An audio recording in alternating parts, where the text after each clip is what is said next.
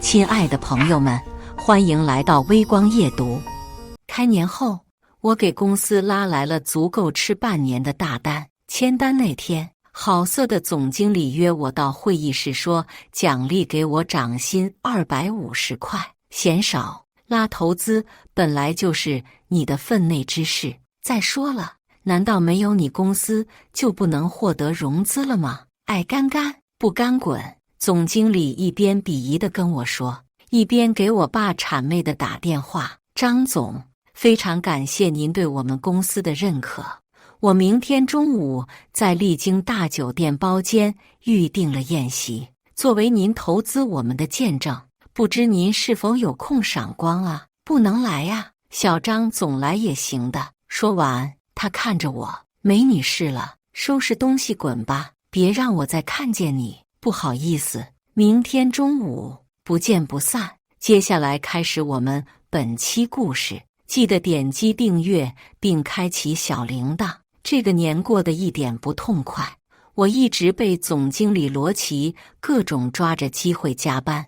女朋友陆敏因为礼物的事情各种和我闹别扭，说她闺蜜一个得了包，一个得了车，我就给发5200的红包，也太小气了。我哄了半天，结果她反而越来越气，最后晚上约好的晚饭也取消了。我叹口气，正准备结束加班，先过去找她，顺便准备给她说说家里拆迁和建议她弟弟买那个小区老房子的事情，突然发现电话没挂，女友讥诮的声音从那边传来：体贴有什么用？现在这社会没钱靠体贴吃饭啊。另一个声音是她闺蜜：那你要分，先等下吧。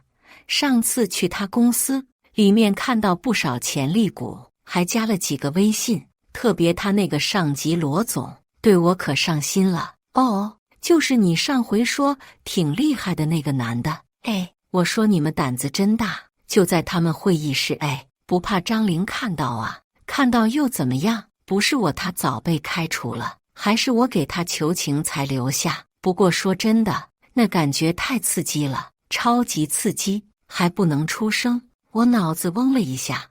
我大学毕业进这家初创公司，最初是帮一个学长，也想学习一下创业公司的管理模式。后来第一轮融资收购后，公司捏着鼻子接受了资方空降的管理。女友说的罗总就是那个小投资人的女婿，他来了以后，去年下半年开始各种看我不顺眼。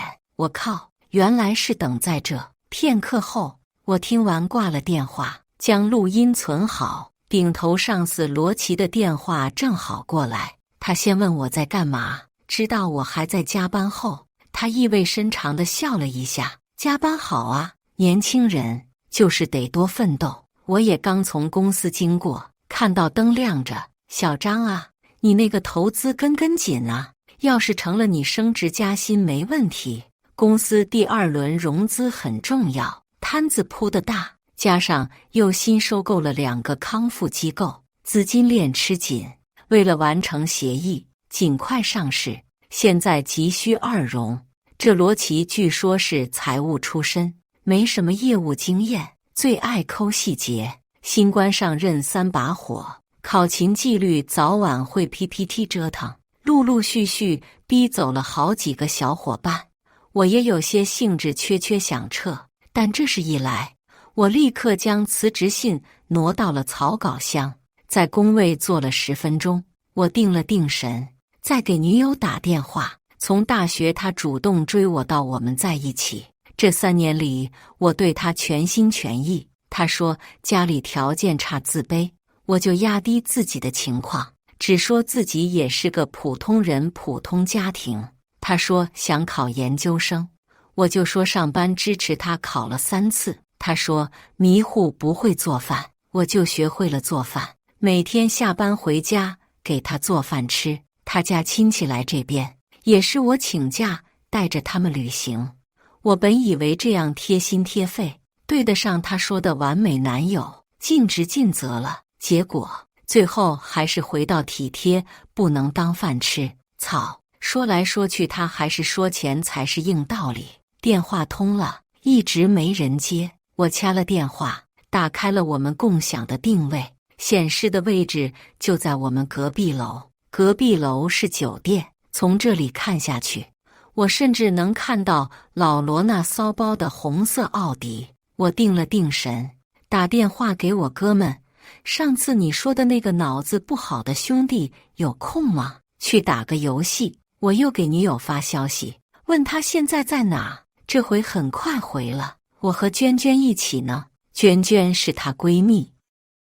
我给她打语音过去，过了片刻她接了，说自己和闺蜜在聊天，闺蜜失恋了，安慰呢。说着说着，忽然娇滴滴轻呼一声，这个声音我太熟悉了。她立刻解释说，刚刚有蟑螂，吓了我一下。我没说话，寂静的电话里还有短促的哼唧声。她大概心虚，很快说，她在哭呢，我先挂了呀。对了，上回你给我姑姑的那个葡萄酒不错，他们还想要，你有空再给他们邮2瓶过去吧。当然不错，那个酒是国外酒庄特藏的，那个年份的葡萄特别不错。我很慢很慢地说，好，如果是平时，女友早就会发现我的不对，但是今天她一点都没察觉。挂了电话，我站起来，将桌边的凉水一口气喝完。3年了，我尊重她，爱护她。她娇滴滴说不想结婚前就，我特么还真信了，老子当和尚，结果她是个婚尼姑。我真想给自己一拳。在楼下等哥们的时候，我顺手进了我的网购消费账号，女友的所有账号都是用的我的。这么多年，她知道我从不查她，几乎对我不设防。以前我以为这是信任，现在才知道，她不过就是吃定了我。接着在购物订单回收站中，我看到了已删除的购物记录，里面有几条我没穿过的男士内裤、领带、香水。过年他送我的香水只是赠品，还有几双袜子。我立刻反应过来，年前老罗为啥一走到我面前就扯领带，蹲下擦皮鞋了？我以为是他在显摆他新买的天梭手表和老土皮鞋，原来是这里。这么一来，之前的话都对上了。老罗故意给我说的，钱呢，不是给女人花的，是给女人看的。有钱人，女人还要自己给他花钱呢。最近腰痛，得吃点6味地黄丸了。小张，你有吗？我感觉脑门上的青筋开始跳，一股子血涌到脑门，而更下面的搜索记录更让我脑子发白。什么修补，还有怎么能新婚时不让男友察觉自己不是第1次之类的。我忽然想起了当初在大学的表白墙上，有人说女友笑话，说她是海后，她哭着淋着雨来找我说被污蔑。我在表白墙上为了她和她室友还有同学大骂3天的情景，我伸手扯了扯衣领。就在这时，几辆跑车呼啦啦在楼下停下，车门打开，哥们刘冲先出来，后面3辆车，里面一人拉了一个。终于不当你的奋斗逼了，知道找哥们出来了。你说要找脑子不好的，这3位都有鉴定书的。说吧，想干嘛？打什么游戏？打哪个？我一抬手，走到前台，我说我要续费。报出女友名字时，我看着前台，他完成续费的一瞬间，表情复杂同情地看了我一眼。得到房号确认之后，我先打了一个电话，然后转身带着几个朋友向上走。上去后，我径直进了旁边的房间，然后过了一会儿，警察就过来查房。里面开门的时候，女友一脸生气，甚至那个恶心的老男人还趴在他身上。警察亮明身份，女友更生气了，你们干什么呀？什么抓嫖？我下麦的，瞎了狗眼啊！他情绪激动，嚷嚷着要警察给他道歉。老罗也在旁边意犹未尽，甚至还在伸手。发过来的视频里是我平日从没见过的女友的另一面。我实在没法将眼前这个脖子胸口都是草莓，嘴里不依不饶的女人和平日对我冷淡清高的女友联系在一起。特别刚刚开门时那几秒她的叫声，哥们发完视频又给我发了俩字：节哀。我关掉视频，顿了一会儿，才让脑子和眼睛里的水下去。那3个脑子不好的同伙开始冲过去打罗琦，一番爽快后，几人都去了派出所。为首的胖哥说自己是来抓奸的，一查身份，之前养了20年的女儿是别人的，离婚生了个女儿又是别人的，受了刺激，从此就间歇性发病，见不得渣男贱女，警察也没辙，教育一顿后将他们放了。那晚女友回来很迟，她找的她闺蜜赎她回来，说找兼职的路上摔了，还差点被人抢了之类。我忍着恶心上演了一番心疼，看得她闺蜜几番欲言又止。我故意很心疼地告诉她自己马上涨薪了，叫她不要出去兼职，之前攒下的所有工资加我爸支援的钱凑够20万，准备给他做彩礼，然后我爸给我们结婚买的车我也打算送给他弟开。女友愣了一会儿，惊喜地抱住我：还是你最爱我。她闺蜜眼里都是震惊。我继续各种夸，说女友是我见过最单纯最天真的女孩子，还说告诉她一个好消息，我家要拆迁了，至少可以得到5套房，以后可以把他爸妈都接过来住。女友闺蜜正要说话，女友将她推了出去。那晚她主动靠近我，说反正都要在一起了，她愿意给我。表情羞涩，浑身颤抖，看起来就像受惊的小鹿。我一想到她刚刚才和老罗在一起，还没戴套，浑身恶心。她大概不知道，老罗是公司出了名的夜店咖。之前因为老罗各种为难我还和女友吐槽过，但就这样，他竟然这么不嫌弃，我心里一阵阵恶心。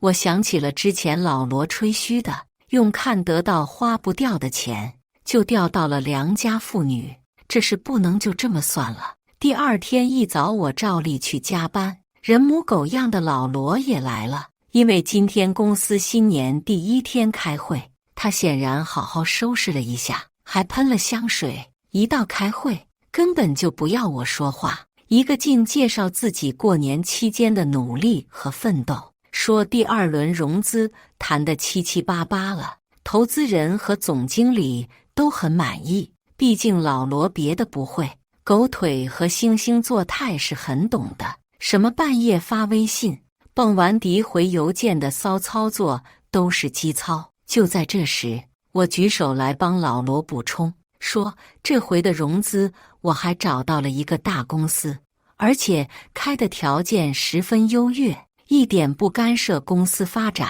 第1轮投资就打算先给1亿。老罗瞪大了眼睛，我继续在他靠山面前替他吹，能拿下张总的投资，真的全靠罗总加班加点，深得张总的心。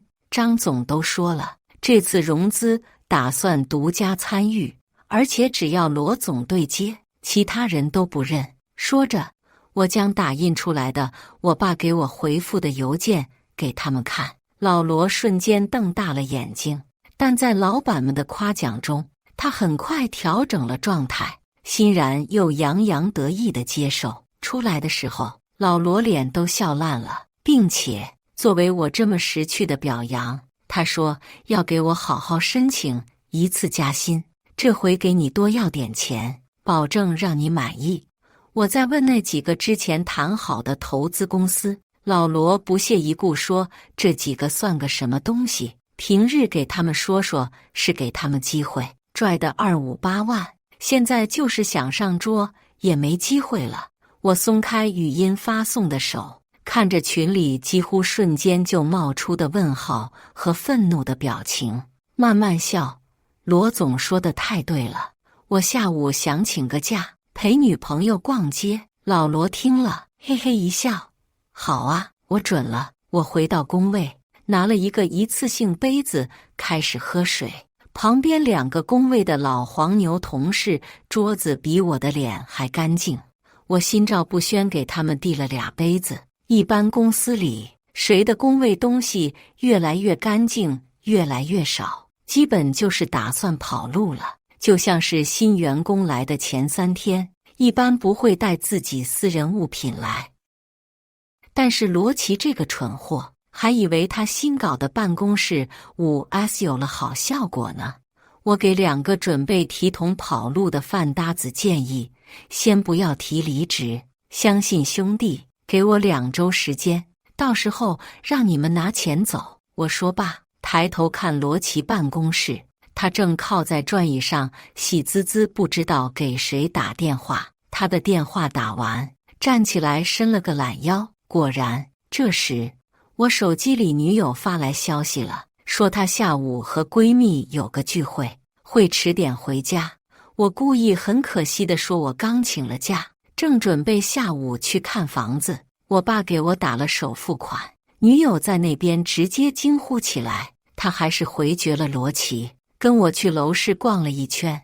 她重点看了2个小区，一个是老罗那边的小区，另一个是网红盘。听见我说准备将房子写他名字，并且当场付了定金后，他简直激动地跳起来，迫不及待将这个好消息告诉了他爸妈和朋友圈。不到一会儿，朋友圈全是他好友在羡慕的点赞，他弟弟更是马上给我打电话，一改之前的冷淡，一口一个姐夫，说想让我也帮他看看房子。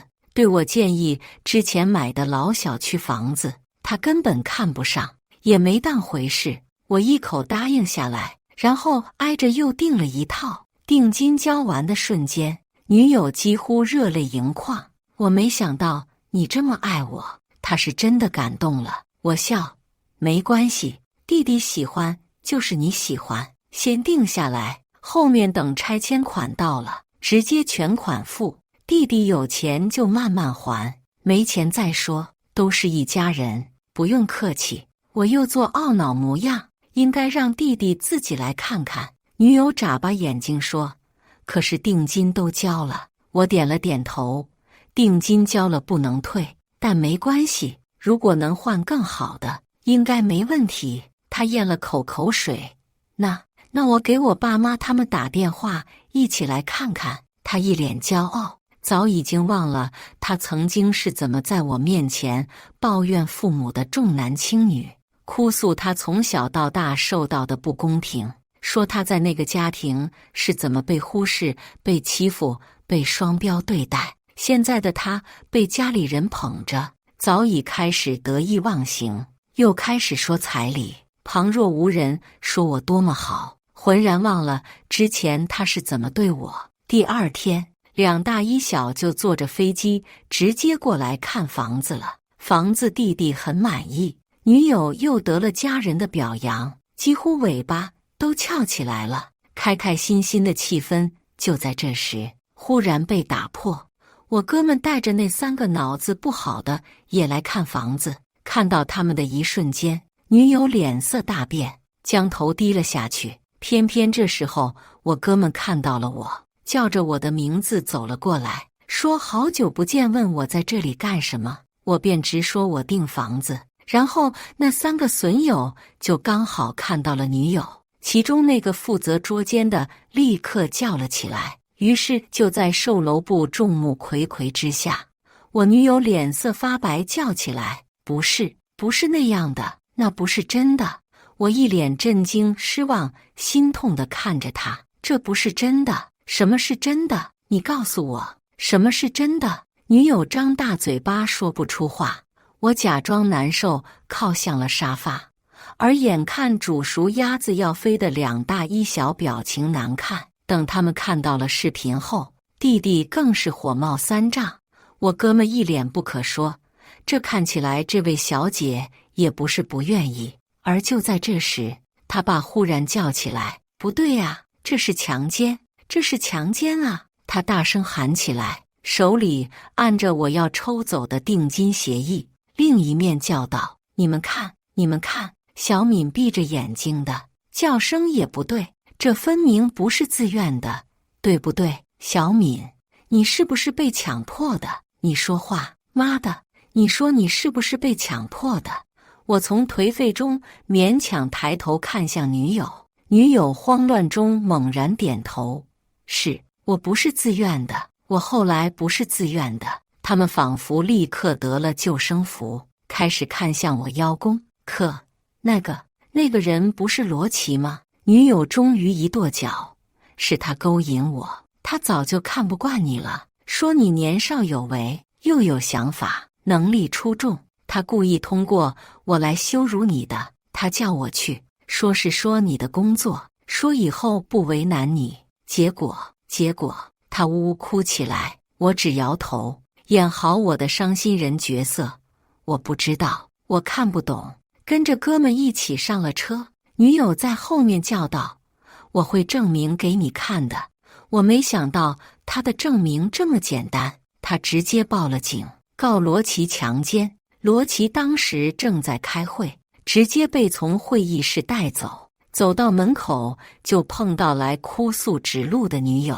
他很快明白了情况，当场和女友互撕起来，两个都说对方勾引，一个说对方好色，看见女的就走不动道路，各种用钱来勾引自己，结果一毛不拔。说好的公寓现在连个门都没给，出去吃饭还要叫供应商买单。另一个说对方放荡，早就不知道勾了多少个，明码标价，一会儿要包，一会儿要鞋，前后后花了自己多少块多少分。他们撕扯够了，开始说那天的细节。女友坚持说自己只是可怜他喝多了，送他回去酒店，结果他图谋不轨。罗琦还没来得及反驳，就被突然来的两个大逼斗打得鼻血爆了出来。来的正是他的老婆，那个小投资人的女儿，长得5大3粗，一看就不是好惹的。看到他老婆的一瞬间，罗琦整个人腿肚子都哆嗦了一下。在有警察的情况下，罗琦脸上还是多了2个牙印。他哭唧唧被带走后，整个办公室待了3秒，忽然齐齐鼓掌。罗琦2个星期后才来上班，说是强奸，但是毕竟那天报警，证据不足。不过经此一役，他在公司和业内名声几乎也差不多完了。罗琦这人典型窝里横，外面不敢惹，对内重拳出击，典型的媚上之人必定欺下。之前他在公司利用自己总经理的身份，招聘了好几个草包派上了用场。为首的草包将这段时间公司发表过不当言论的名单给罗琦，差不多大半个公司都要换血。罗琦犹不满足，我知道那日他太丢脸，见过的人按照他的尿性都不可能留下。和我走得近的几个都满意的拿了遣散费，表面难受，实则乐开花的离开了公司。罗琦越看人家难受，他就越好受。不过他对我还是心虚，毕竟陆敏是我女友，但他不敢现在动我，毕竟马上这投资就要签合同了。为此，他专门让狗腿子来点我。罗总这个人就喜欢有格局做事的人，年轻人啊，见识少，机会多，只要脚踏实地，还怕没机会、没未来升职加薪，走上人生巅峰吗？跟着罗总是福气啊！我笑，这福气给你们，你们要不要？2个狗腿子骂骂咧咧走了，当天就换了微信上老婆的头像，然后罗琦就开始了他主导的优才计划。见过他惨状的老人，才背钱不够不怕，公司反正有马上将要成功的融资，人不够再招。这场由罗琦主打的招聘轰轰烈烈开始，不到3天就完成。新招的人能力绝没有超罗琦的，基本的数据分析和回顾都漏洞百出，利润管理更是荒唐。不谈市场和竞品管理，只说节流。最夸张一个运营管理说节流举的例子，居然是通过测试每个员工手上的笔能写多少字，然后控制办公用品管理，降低成本。我听得目瞪口呆，老罗却听得连连点头。会后他直接定了要这些人。人事主管提醒说，岗位关键，最好还要董事长面试。罗琦顿时怒了，说董事长他熟，作为总经理，难道用个人的权利都没有？人换好了，老罗换了个新的修容霜，盖住了脸上被老婆修理的青紫，又开始人五人六的上班了。我看着他伤口好的差不多了，就开始安排我爸那边来人谈投资的事情。因为之前给我爸公司推荐了几个很不错的员工，我爸作为表扬，专门抽空来帮我演戏。签单的协议法务看过，里面设置的条件对会影响利润达成的条件都做了详细设定。完成签单的当天，罗琦整个人松了口气。他最近声名大损，要不是因为这个单子，早就被发配坐冷板凳。等到合同签字后，罗琦迫不及待叫狗腿将我约到会议室，说有好事。我一进去，他笑嘻嘻站起来，拍了拍我肩膀，说我干得好，有觉悟，要给我涨薪。结果我拿过涨薪通知书，上面是个讥讽的250，这种侮辱性涨薪意图太明显。他居高临下，背靠座椅，抬着下巴看我。我问他什么意思，他迫不及待变脸了。嫌少，拉投资本来就是你的分内之事。再说了，难道没有你公司就不能获得融资了吗？爱干干不干滚。他早就忍无可忍的样子。比一道，你要资源没资源，要钱没钱，还真以为自己老老实实干活就能升职加薪啊？那黄牛不比你能干，牛就是牛，还真把自己当根葱了。他得意洋洋，张玲啊，你真以为你走了还能找到这么好的工作？工资7、8千不容易找吧？你那个女朋友知道你没工作，还会跟你？他越说越起劲，不是说你家要拆迁了吗？得了吧，那个小区我内部消息才问过，拆的是隔壁小区，你们那栋都不会动。你猜猜，我把这个消息再告诉你女友，她会怎么选？古人早就说过，宁做富人妾，不做穷人妻。你以为就靠一张小白脸就能占那么周正的女人？做梦！你知道她怎么说你吗？她说你一点都不男人，是不是想打我？来打，我看你敢不敢动手。外面围了一圈同事，个个看热闹。我慢吞吞将调薪通知单撕了，迎面一把扔在他脸上，扔错了。我以为这是垃圾桶，他怒不可遏，却又突然笑起来。急眼了吧？嘿，我就知道急眼了。怎么，当初到处说我是狗腿的时候，没想到自己连狗都不是吧？告诉你，这个世道，想当狗还不一定有机会呢。原来最开始的过节在这里。我看着他那傻逼样，想到一会儿中午他马上就要来见我这个投资人代表，不由笑起来。傻了吧？还笑呢？告诉你，笑我也不可能留你。你呀，也别学那些什么人叫家里爸妈姐妹来求情的，有你这样的，你爸看起来也不是什么好东西。你这种人留下碍眼，影响我福气。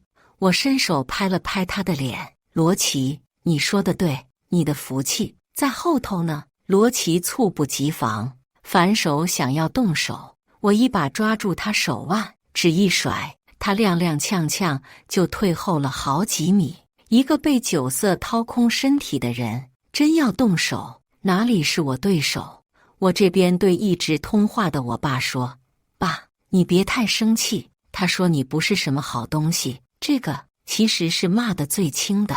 我挂了电话没2秒，罗琦电话就响起来了。他顾不上我，谄媚地接起来：“呀，张总，是我是小罗，非常感谢您对我们公司的认可。我明天中午在丽晶大酒店大厅预定了宴席，作为您投资我们的见证，不知您是否有空赏光啊？”“不能来呀，小张总来也行的。”说完，他看着我：“没你事了，收拾东西滚吧，别让我再看见你。不好意思，明天中午不见不散。”我下了楼，刚刚坐上我的跑车，陆敏的视频就打了过来：“张玲，拆迁不了那件事是不是真的？”之前陆敏将老罗咬了一通，两人彻底闹掰后，他也放低身段和我说了很多好话。我正虚与委蛇，他也委曲求全说以后要好好对我。结果刚刚罗琦就告诉他我被开除了，而且我家不可能拆迁。陆敏一下炸了，比起我状态，他更关心的是房子。那这个首付款你得想办法，反正你答应了我弟弟。我笑嘻嘻：“没事，咱们慢慢攒，以后还有机会。”到了这里，他也不装了。“什么以后？张玲，你是不是故意的？故意让我和罗琦闹翻？我们本来差点就能在一起，他早就不喜欢他那个母老虎。”他的声音听起来无比陌生。“要不是你坑我，我才和罗琦彻底没戏。他老婆还堵着我打，可你现在算什么？你家那房子不能拆了，人家罗琦隔壁小区要拆。他借了200万买了2套老破小，马上就要发大财了。我算是看清了，你就是个穷命。当初有多高兴，现在就有多愤怒。人都是现实的，你家没拆迁，那你买房买车哪里来的钱？借了谁还？我不可能还，我出什么？我爸妈辛辛苦苦养了几十年的女儿给你，人才值千金，而且以后要给你生儿育女做家务，还管你爸妈，你家不该出钱啊。”我顿了顿，人现实这没问题，但你不喜欢我，看不上我，可以和我分手啊。你装什么绿茶？和我贞洁烈女，和别人2天就上床，算什么呀？当你林仙儿啊？没必要装成这样，真的。陆敏，毕竟认识一场。陆敏听我回嘴，顿时恼羞成怒。我继续道：“我是找个人一起组建家庭，共同过后半辈子，不是找个保姆。我要是爱你，我可以不要孩子。你当初装逼说手指割破了，痛了2天，你以为老子真的没想过丁克？”陆敏声音哑了：“这2年相处，我是什么人？他不是瞎子，一旦看清之前他的各种可怜，都觉得恶心。我也懒得说了，这人已经废了，骨子就是软的，补多少东西都没救。”电话那边，他弟弟还在各种催他确认首付款的事情。我冷笑一声：“去找罗琦吧，说不定他能给呢。毕竟他刚刚不是背着老婆贷款买了2个老破小要拆迁吗？”那边2大1小闻言都赞同道：“对呀。”我挂了电话，车开过大桥，将手机直接扔了下去。第2天中午睡到了自然醒。我慢吞吞收拾完，我爸派来的司机直接来接我去丽晶酒店。开车的时候，我让司机选了个最贵的。车子到了酒店门口，公司几个跳槽过来的老同事都在等着传说中的小张总。我下车一瞬间，几个搭子都愣了一下，立刻迎上来：“你就是小张总？”一番惊叹后，我笑眯眯表示先去个洗手间。刚过去，正好看到带着老婆赶来的罗琦到了。他开着宝马，一身西装，人模狗样。他老婆5大3粗，死死盯着他。仔细看来，脖子上又有伤。看来昨晚陆敏还是没消停啊。看到几个前下属，他第一反应就是嘲弄：“哟，怎么现在离开公司？沦落到这种酒店当迎宾了。身后的门童迎宾默默瞥了他一眼，而酒店大堂经理脸色也难看起来。等知道这几位竟然是张氏集团代表，他脸色有些不自然，但很快狗腿让他又开始堆上几分客套的笑容。那行，都是同事一场，以后多多合作。听见说我已经到了，他立刻蹭蹭往里面走。走到大堂里面，他吹牛道这里预定多么困难，要不是他私人关系硬，平日都订不到。几个同事耍猴一样看他，结果到了包间门口，里面还有人吃饭。大堂经理说他用的券定的用餐时间还没到，罗琦脸上青一阵白一阵。这是我的新助理提醒，说我已经订好了包间，请他们一步。进来一瞬间，罗琦一眼看到了我，瞬间他整个人愣住了。下一秒，他皱眉：“小张，你在这里干什么？”我慢条斯理喝茶，他又被我这漫不经心的样子激怒了。怎么又开始装逼了？这是你待的地方。我看着他，你猜我为什么叫小张？接着后面鱼贯而入的几个同事都开始一口一个小张总叫起来。我微笑回应，而罗琦整个人犹如被雷劈一样，说话结结巴巴：“小张总，你就是小张总。”我含笑点头，他膝盖一软，差点没站住。下一刻，他整个人脸全涨红了，接着又开始脸色惨白。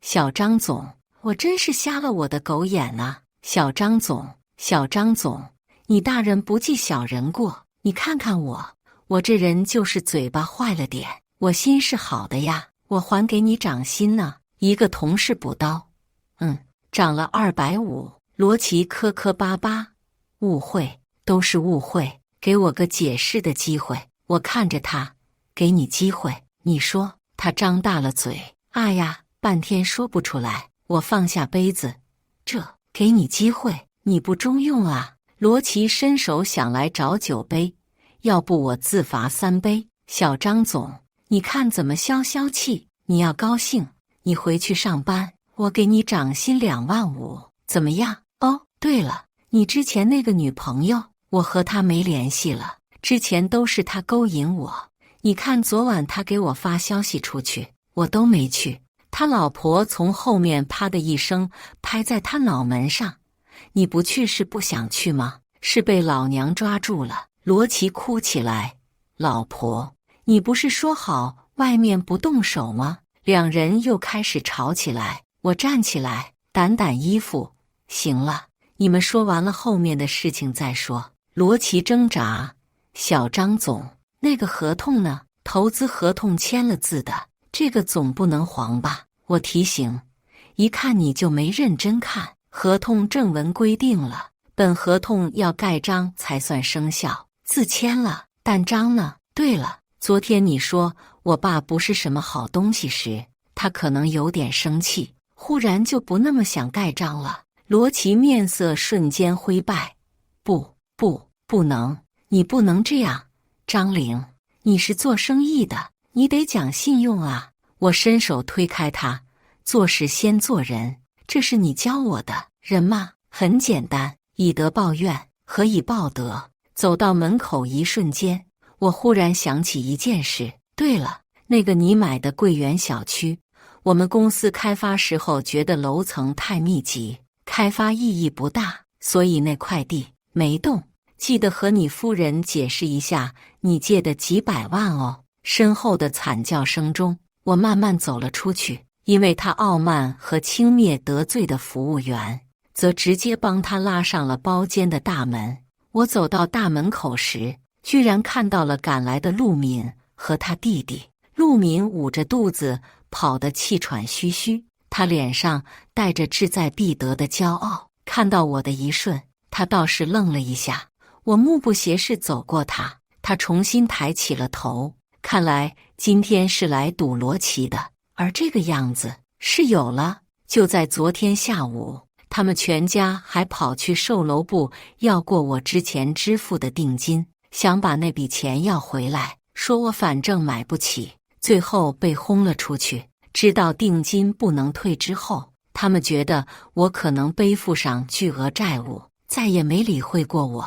我走到门口，上了车，示意司机稍等一下。不过3分钟，里面就传来了激烈的打斗声。陆敏哭着说：“我有了你的孩子，你不能不管。”而罗琦老婆直接暴怒：“自从生了孩子，你就说结扎，你敢骗老娘！”暴锤中，一声撕心裂肺的惨叫，然后是陆敏弟弟的叫声：“姐夫，你看你这样，以后生不了儿子了吧？现在我姐肚子里可是有你唯一的儿子，你看着办。”罗琦也哀哀叫着陆敏弟弟帮忙。混乱再起，罗琦老婆可不惯着他，最后大叫一声离婚。陆敏弟弟高兴极了：“离，姐夫，别怕，他离就离，咱不欺负人，也不能被占便宜，财产你不能心软啊，我姐姐肚子里还有你孩子呢。”他们被看完了热闹的酒店工作人员请出来，